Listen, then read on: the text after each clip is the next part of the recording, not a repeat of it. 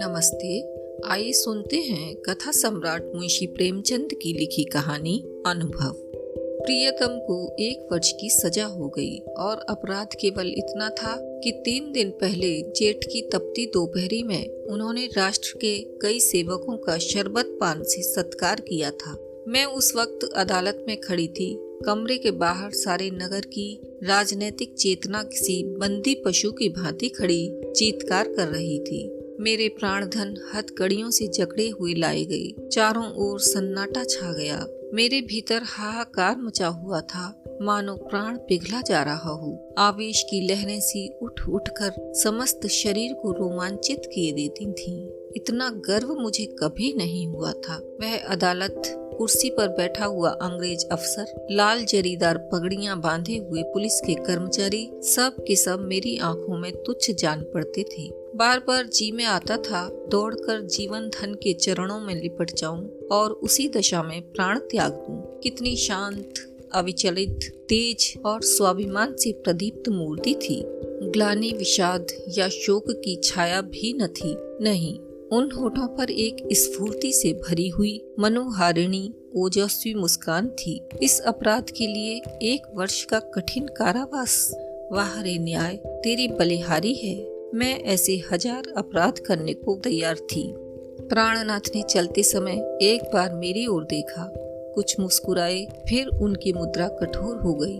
अदालत से लौटकर मैंने 5 रुपए की मिठाई मंगवाई और स्वयं सेवकों को बुलाकर खिलाया। और संध्या समय मैं पहली बार कांग्रेस के जलसे में शरीक हुई। शरीक ही नहीं हुई, मंच पर जाकर बोली और सत्याग्रह की प्रतिज्ञा ले ली। मेरी आत्मा में इतनी शक्ति कहाँ से आ गई, नहीं कह सकती। सर्वस्व लुट जाने के बाद फिर किसकी शंका और किसका डर।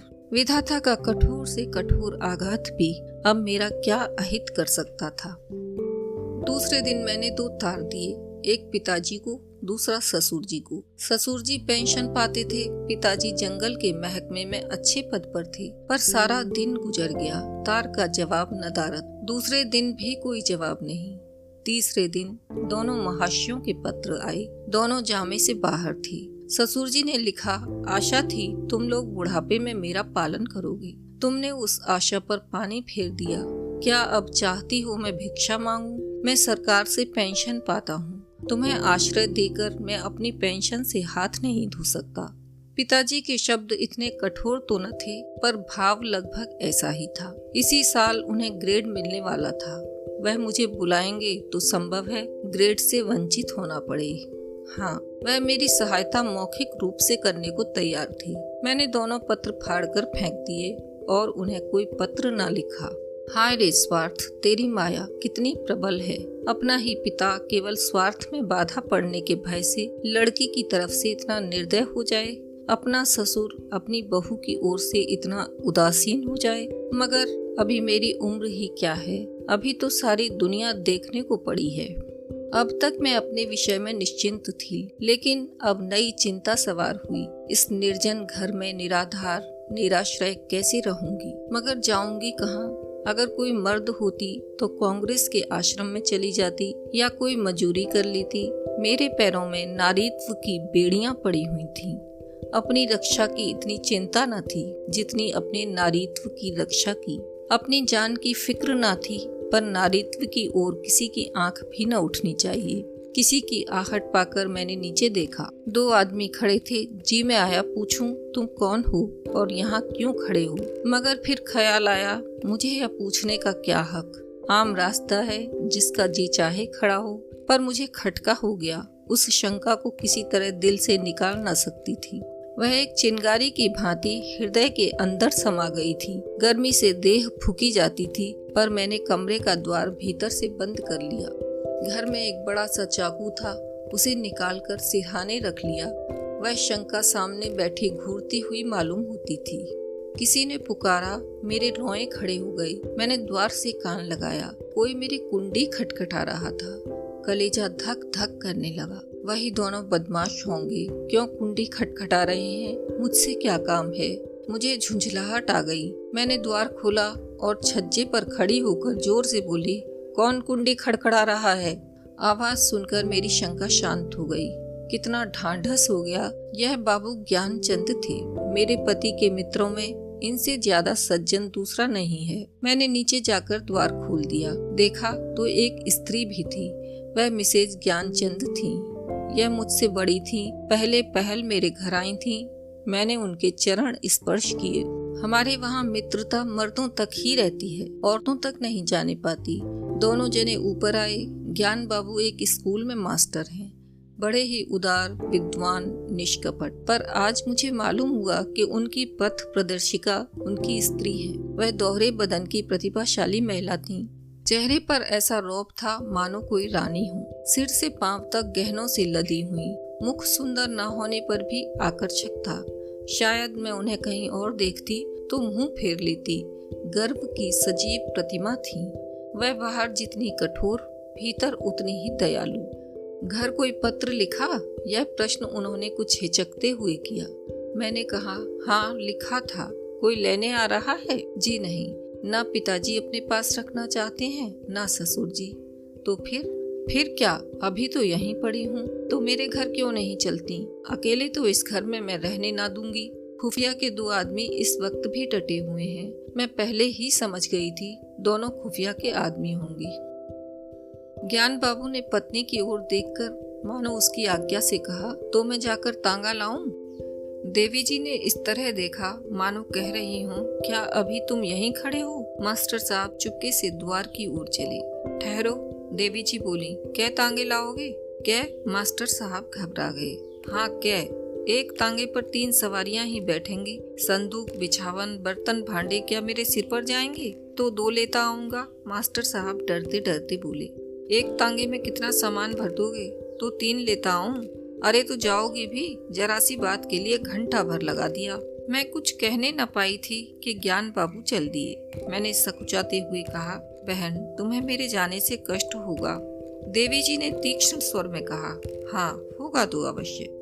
तुम दोनों जून में 2-3 पाव भर आटा खाओगी, कमरे के एक कोने में अड्डा जमा लोगी, सिर में आने का तेल डालोगी। यह क्या थोड़ा सा कष्ट है?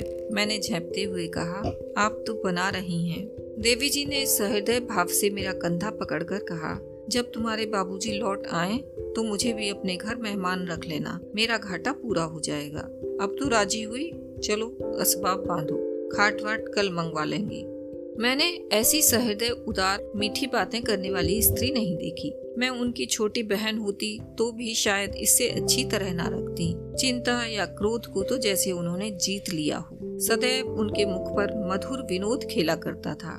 कोई लड़का बाला ना था, पर मैंने उन्हें कभी दुखी नहीं देखा। ऊपर के काम के लिए लौंडा रख लिया था, भीतर का सारा काम खुद करती। इतना कम खाकर और इतनी मेहनत करके वह कैसे इतनी हष्ट पुष्ट थीं, मैं नहीं कह सकती।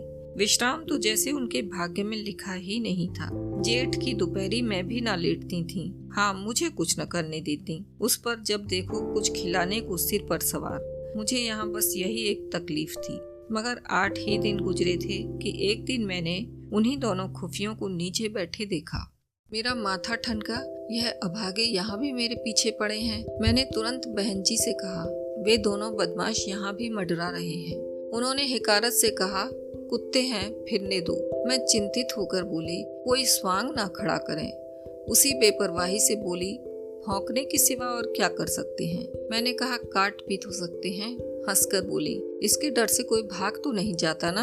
मगर मेरी दाल में मक्खी पड़ गई। बार बार छज्जे पर जाकर उन्हें टहलते देखाती। यह सब मेरे पीछे पड़े हुए हैं। आखिर मैं नौकरशाही का क्या बिगाड़ सकती हूँ? मेरी सामर्थ्य ही क्या है? क्या यह सब इस तरह से मुझे यहाँ से भगाने पर तुले हैं? इससे उन्हें क्या मिलेगा? यही तो कि मैं मारी मारी फिरूं। कितनी नीची तबीयत है। 1 हफ्ता और गुजर गया। खुफिया ने पिंड न छोड़ा। मेरे प्राण सूखते जाते थे। ऐसी दशा में यहाँ रहना मुझे अनुचित मालूम होता था, पर देवी जी से कुछ कह ना सकती थी। एक दिन शाम को ज्ञान बाबू आए तो घबराए हुए थे। मैं बरामदे में थी, परवल छील रही थी। ज्ञान बाबू ने कमरे में जाकर देवी जी को इशारे से बुलाया। देवी जी ने बैठे बैठे कहा, पहले कपड़े वपड़े उतारो, मुंह हाथ धो, कुछ खाओ, फिर जो कहना हो कह देना। ज्ञान बाबू को धैर्य कहाँ, पेट में बात की गंध तक न पचती थी। आग्रह से बुलाया तुमसे उठा नहीं जाता, मेरी जान आफत में है। देवी ने बैठे बैठे कहा, तो कहते क्यों नहीं, क्या कहना है? यहाँ आओ। क्या यहाँ कोई और बैठा हुआ है? मैं वहाँ से चली। बहन ने मेरा हाथ पकड़ लिया। मैं जोर करने पर भी न छुड़ा सकी।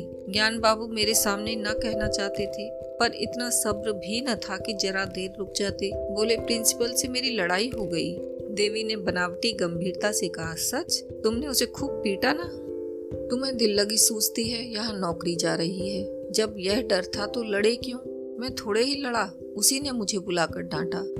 अब तुमसे क्या कहूँ? फिर वही पर्दा। मैं कह चुकी, यह मेरी बहन है, मैं इससे कोई पर्दा नहीं रखना चाहती। और जो इन्हीं के बारे में कोई बात हो तो? देवी जी ने जैसे पहेली बुझाकर कहा, अच्छा समझ गई, कुछ खुफियों का झगड़ा होगा। पुलिस ने तुम्हारे प्रिंसिपल से शिकायत की होगी। ज्ञान बाबू ने इतनी आसानी से अपनी पहेली का बूझा जाना स्वीकार न किया। बोले, पुलिस ने प्रिंसिपल से नहीं, हाकिम जिला से कहा। उसने प्रिंसिपल को बुलाकर मुझसे जवाब तलब करने का हुक्म दिया। देवी ने अंदाज से कहा, समझ गई। प्रिंसिपल ने तुमसे कहा होगा कि उस स्त्री को घर से निकाल दो। हाँ, यही समझ लो। तो तुमने क्या जवाब दिया? अभी कोई जवाब नहीं दिया। वहाँ खड़े खड़े क्या कहता? देवी जी ने उन्हें आड़े हाथों लिया। जिस प्रश्न का एक ही जवाब हो, उसमें सोच विचार कैसा? ज्ञान बाबू सिर पिटाकर बोले, लेकिन कुछ सोचना तो जरूरी था। देवी जी की त्योरियां बदल गईं। आज मैंने पहली बार उनका यह रूप देखा। बोले, तुम उस प्रिंसिपल से जाकर कह दो, मैं उसे किसी तरह नहीं छोड़ सकता, और ना माने तो इस्तीफा दे दो। अभी जाओ, लौटकर हाथ मुंह धोना। मैंने रोकर कहा, बहन मेरे लिए? देवी ने डांट बताई, तू चुप रह, नहीं कान पकड़ लूंगी। तू क्यों बीच में कूदती है? रहेंगे तो साथ रहेंगे, मरेंगे तो साथ मरेंगे। इस मर्दुए को मैं क्या कहूँ? आधी उम्र बीत गई और बात करना न आया। खड़े सोच क्या रहे हो? तुम्हें डर लगता हो तो मैं जाकर कहाऊं? ज्ञान बाबू ने खिसियाकर कहा, तो कल कह दूंगा। इस वक्त कहाँ होगा कौन जाने। रात भर मुझे नींद नहीं आई। बाप और ससुर जिसका मुंह नहीं देखना चाहते, उसका यह आदर, राह के भिखारिन का यह सम्मान। देवी, तू सचमुच देवी है।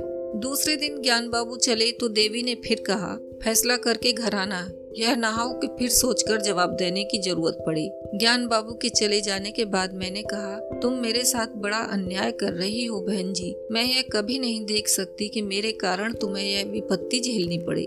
देवी ने हास्य भाव से कहा, कह चुकी या और कुछ कहना है?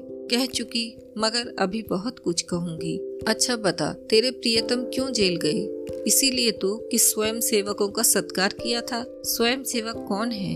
यह हमारी सेना के वीर हैं, जो हमारी लड़ाइयाँ लड़ रहे हैं। स्वयं सेवकों के भी तो बाल बच्चे होंगे, माँ बाप होंगे, वह भी तो कोई कारोबार करते होंगे। पर देश की लड़ाई लड़ने के लिए उन्होंने सब कुछ त्याग दिया है। ऐसे वीरों का सत्कार करने के लिए जो आदमी जेल में डाल दिया जाए, उसकी स्त्री के दर्शनों से भी आत्मा पवित्र होती है। मैं तुझ पर एहसान नहीं कर रही हूँ, तू मुझ पर एहसान कर रही है।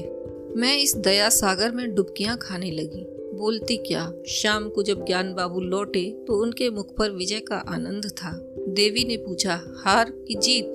ज्ञान बाबू ने अकड़ कर कहा, जीत। मैंने इस्तीफा दे दिया तो चक्कर में आ गया। उसी वक्त हाकिम जिला के पास गया। वहाँ न जाने मोटर पर बैठकर दोनों में क्या बातें हुई। लौटकर मुझसे बोला, आप पॉलिटिकल जलसों में तो नहीं जाते? मैंने कहा, कभी भूल कर भी नहीं। कांग्रेस के मेंबर तो नहीं है? मैंने कहा, मेंबर क्या, मेंबर का दोस्त भी नहीं। कांग्रेस फंड में चंदा तो नहीं देते? मैंने कहा, कानी कौड़ी भी कभी नहीं देता। तो हमें आपसे कुछ नहीं कहना है। मैं आपका इस्तीफा वापस करता हूँ। देवी जी ने मुझे गले लगा लिया। अभी आप सुन रहे थे मुंशी प्रेमचंद की लिखी कहानी अनुभव।